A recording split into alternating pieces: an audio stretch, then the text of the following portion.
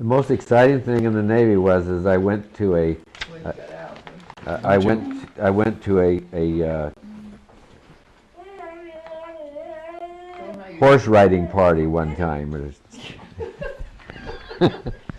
Down there. It was the biggest mistake. It was And I really shit in church on that one. a hayride. A hay ride. It was a hay ride without any hay. They used straw. Anyhow. That's true, they do use And it was over in Marijuana Valley. One time you had a story about where the Indians, when you were young, you saw the Indians come across The hill the hill. up in the back of the house on the mountain. Is that on now? Yeah, Is it playing? yeah. Oh, well, Christ almighty. Why don't you tell us that story for prosperity? In my lifetime, you want to hear the story? In my lifetime, I've been fortunate enough to see the growth in the country where I was born and raised, to go from wagons on the street with no pavement, just dried old country lanes, to the high-speed freeways and airplanes and going to the moon and all that crap. And when I was about 7 years old, I got to see the last Indian tribe to ever migrate south for the winter from Wyoming. And they were scattered all along the water level east of Salt Lake Valley. What kind of Indian? Shoshones. The Utes and the Shoshones. And they camped up on the water level, and the bucks of the tribe come down and begged for wheat and food of any kind. And my dad and my Uncle Raymond got out and gave them some wheat, some flour, Your dad? and potatoes. Yeah. Yeah, they gave them a whole bunch of some sugar. I remember they had a big sack of sugar they gave them too. Hold on a moment. Hold on a moment. What? Okay. I'm going over this morning to this truck driver school and sign up to be a truck driver and go out on the road and drive all over the United States. And they're in here somewheres. It's called a travel job. Technical trades. What do you want to hear? Start that over again about what you saw. That was good. I said in my lifetime, from the time I was born till the time I was raised, I saw progress Also, I'm sure the poultry industry. in Last Chance, Utah, where we went from dusty old streets and lanes with wagons and horse-drawn wagons and carts to the modern freeways. That's the development of the progress of all that. Do you want to walk, Jeffrey? And then I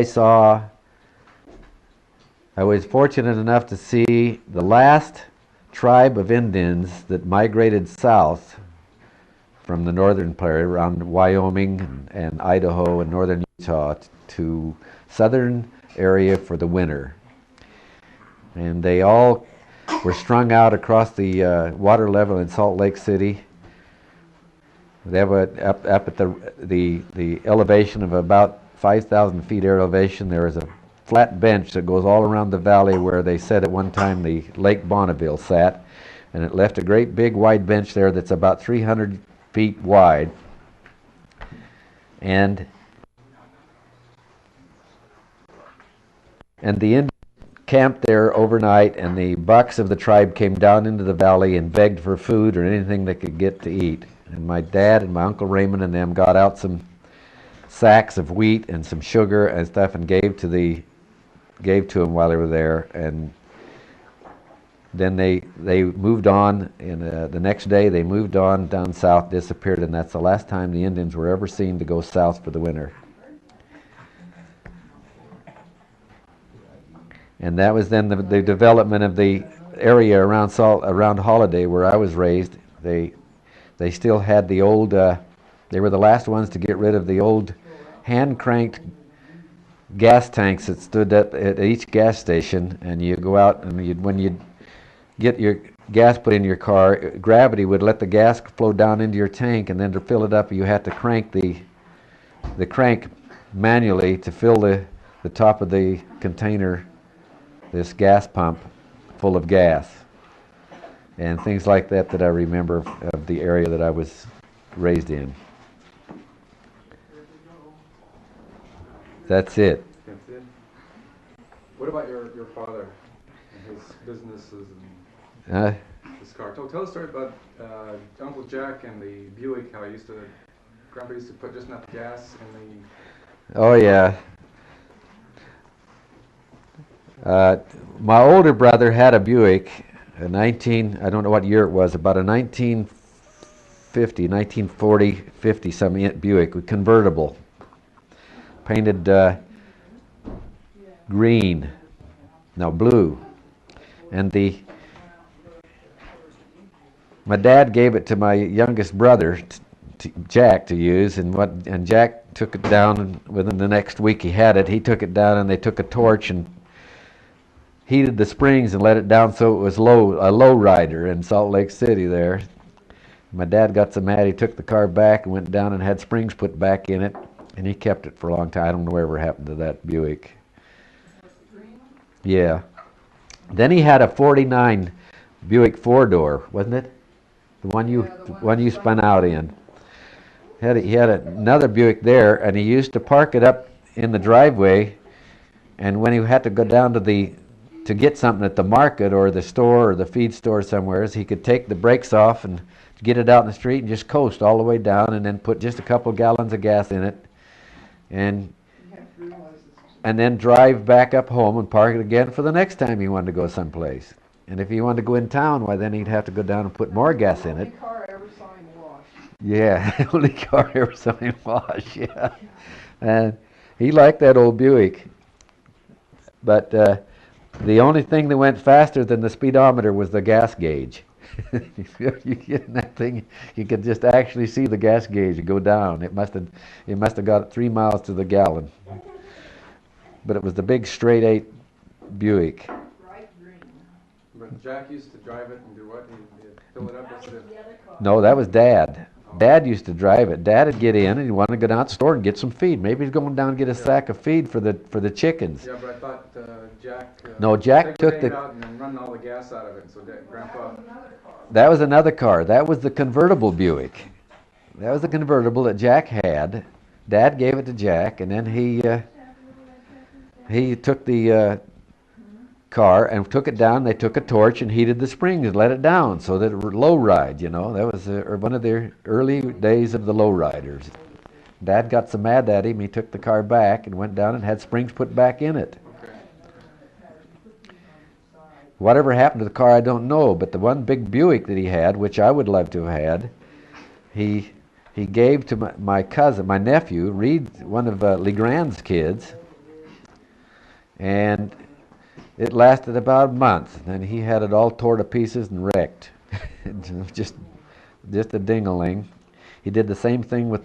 Dad had a 1929 Chevy that he bought brand new in 1929, and I had it until I went in the service, and I used to drive around in it. It was great. Keep it up. It was a good old car. He gave that to Lee's kid, too, and he wiped that out. That disappeared. That's it. What about the story you had about when you were in school, the kids used to pull guys' flies open or something, and one guy pulled the flies Oh, open? Bus Nielsen. Bus Nielsen was a guy that was a kid that went to school with us, and he was at least 2 or 3 years older than us because he was held back in every grade he went in. And when he was in about the 7th grade in school, he was full grown, and he used to work in his dad's gravel pits on weekend and drive the trucks for hauling gravel. And there's a kid named Van Wright, and it was the little trick that went around through school is walk up to a guy's fly and just flip it open. Just grab hold and flip it open, and he'd walk around with his fly open until he discovered it. But Bus decided to do that to Van Wright, and he reached down, instead of flipping it over, he grabbed the leaf of his fly on his pants and just give it a big rip and ripped the whole leg right off down to the knees. And the principal, Rock, had Bus come up into the the room and began to chew him out about it. And he says, I'm gonna have your parents come in here and see you and everything. And Bus reached down and grabbed the principal, and the big window was open, and they were on the second floor. And he just threw the principal out the window and held on to him by the shirt collar. And the principal standing there screaming, hollering, Bus, get me back in. Don't drop me, Bus. And he said, you ever talk to me like that again? And he said, I'll throw your ass right out head first. Bus Nielsen. He was quite a character. Anyhow, they were building. They had a movie house that his dad and them hauled rock and gravel and sand and cement to the place where they was building a movie over in west of Holiday.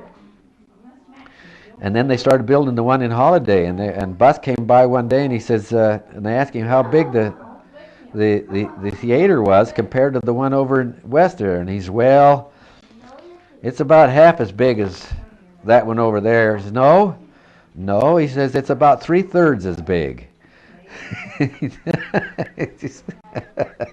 That was Bus. That's it. Skol.